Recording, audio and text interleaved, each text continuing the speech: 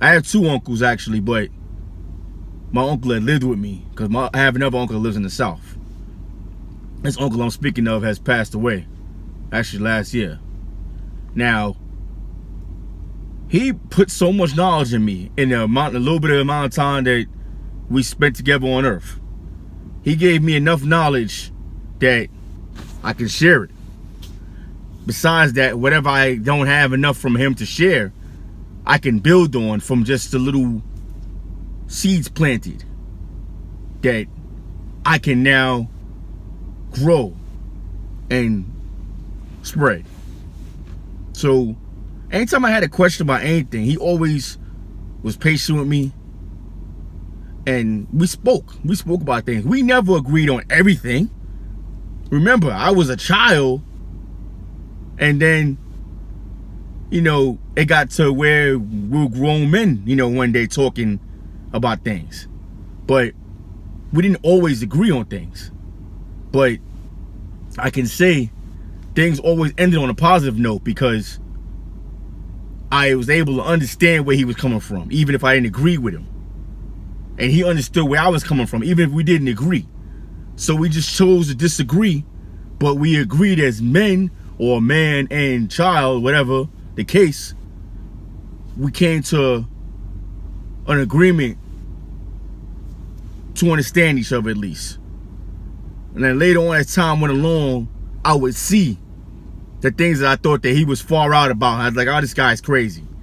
And when I got older, I was able to grasp those things and see that, no, he ain't crazy. He's telling you right. What he's trying to do is save you from going through it. And this is what I tell my daughters. I'm not trying to bust your chops. I'm not trying to be, you know, the bad guy. I'm not trying to, you know, make you hate me. I'm trying to save you. I'm trying to make you better. I'm trying to make you be the best you that you can be. That's what I'm trying to do. I want you to tap into your gift, into what your purpose is, and I want you to bud it, and I want you to make it grow. That's what it is. I'm not trying to spoil your fun, spoil your childhood, not let you be you. But hell, honestly, dancing all day long on Musically and YouTube ain't gonna get you nothing. Unless somehow, some way, some scout happens to be watching and says, I like the way she dances. And I mean, what's the chance to that? Because I mean, honestly, I sat down and watched some of these videos with my daughters, and I still can't figure out what in the world is this video from that video, because like they're all doing the same thing. Either they shaking their behinds, twerking, or they daggone trying to make their butt touch the floor, doing a handstand, shaking the butt in the air. My daughters don't do that, by the way. But they watch this stuff. So who knows what they're doing when I ain't around? They could be doing that right now. I ain't with them right now. You know, but they know not to disrespect me in my presence and do that stuff. I ain't having it. Now, I don't know about you. You know, you males out there, you fathers, brothers, uncles, the women too. Don't let your kids do that stuff. For what? I mean, and they ain't getting them nowhere. You could go ahead and tell me something about what's the dancing dolls or whatever it is. They ain't doing all that neither. And if they are doing all that, guess what? They're getting paid to do all that. How about your kid? And you know what? They're still gonna get ridiculed for doing all that. Because they're gonna do all that one day, and it's gonna be some little horny perverted kid that's gonna say, wow, check her out. You ain't gonna like that. Trust that. I went to my daughter's recital one day. She was dancing, and this little boy came to her and wanted to hug her. I mean, he was really persistent. The funny thing is that he never even felt like I was gonna be aggressive or say anything. So I just gave him a funny look, like, this kid really gonna walk by me and go hug my daughter like it's all right. I want to see this. I didn't say anything. I let him hug her or whatever. he looked harmless. But if he was getting a little too, you know, of course I'm gonna say something. For real. But there's the disconnect there too. Like, there's also disconnect between the last generation. There's a disconnect between the current generation, which is my daughter's generation, I would say, like the with the 2000s or whatever you want to call it, I don't know, generation X, Y, Z and all this. I believe I'm generation X is my generation, I believe. Whatever, I don't know, I don't follow all that stuff. But that's the disconnection right there. Basically, you got too much resistance on the side of the youth. The youth have a lot of resistance, and then the older generation, which is mine, we're not persistent enough in us basically we're not reaching out to them to help these people. We're not reaching out to help the kids, and it's almost like we're afraid of them. I ain't afraid of these kids. I mean, I tell you, I'm not worried about none of these kids out here. I ain't worried about them. But even in my own light, I won't just walk up on a random kid in the street and start talking to him. But if a kid comes up to me and asks me anything, I help him.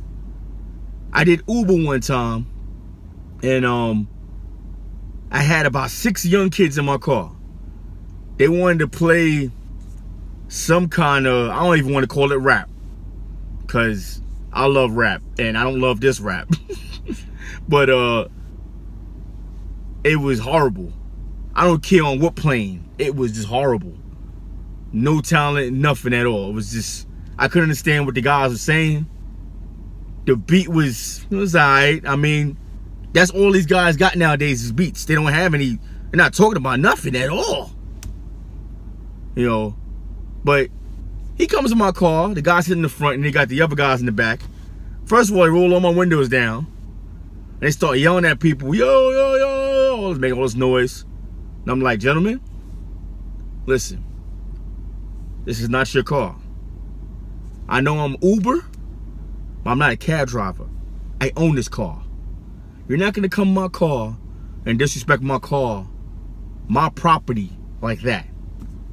That's not happening. Because I'm gonna kick you guys out and you're gonna walk. I don't care about the money like that.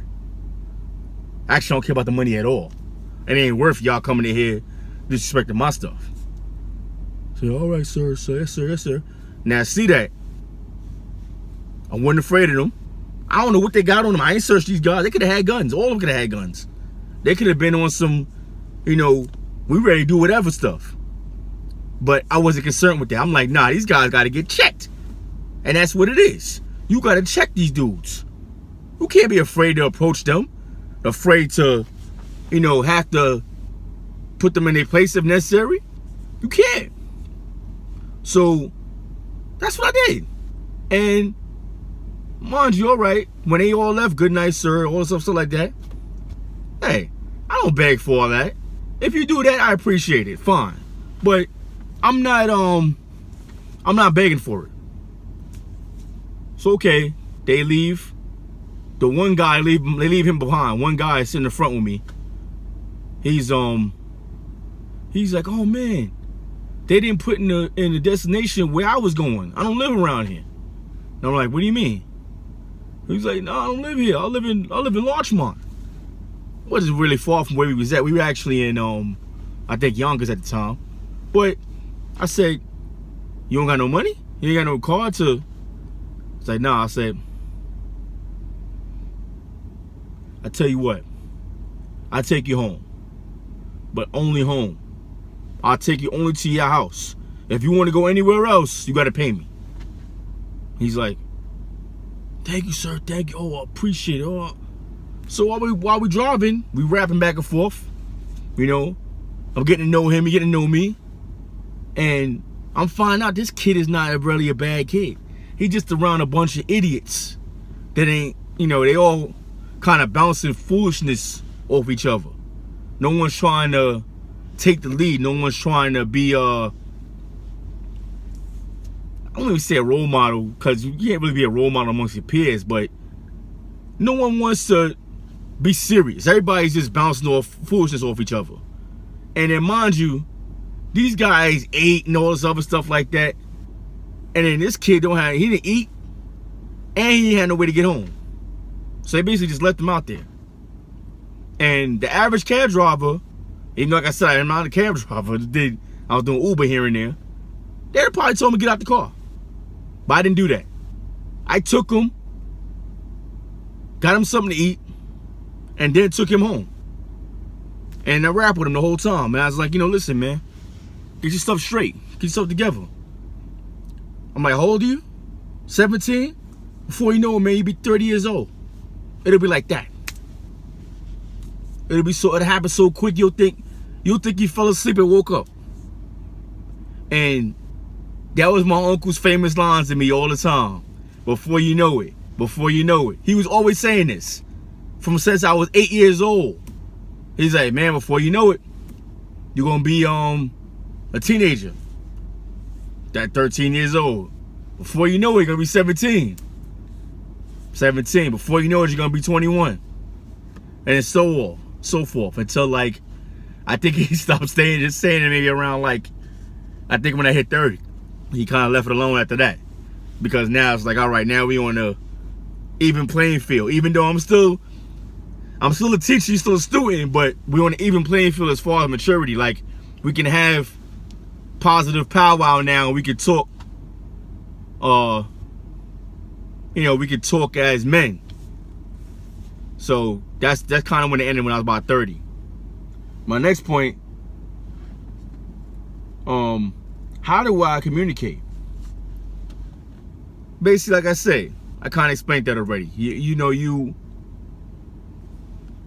reach. You reach out. You may look for the opening. Look for the opening. Like, that was the opening. When I seen these kids acting up, I could just flipped on them and said, "Get out my car. I don't want to have nothing to do with y'all." But I could feel they were lost. And I was like, you know what? There's 6 of them or 5 of them in here, whatever it was. I think it was 5 of them. I said, if I only reach one of them, I've done a million things already. If I could just talk to one of them and get that one person straight. And I feel that night, that kid, I ain't got no contact with him or nothing like that, but I'm almost certain that if he gonna turn around and head straight from there, I know what I said to him that night affected him enough that he's gonna always remember that. And when he falls and falters and takes a step back, he gonna remember that conversation he had with that guy that was driving him around, that fed him when he was hungry, that made sure he got home and made sure he got in the house safe. I ain't just peel out. I watched him go in his house.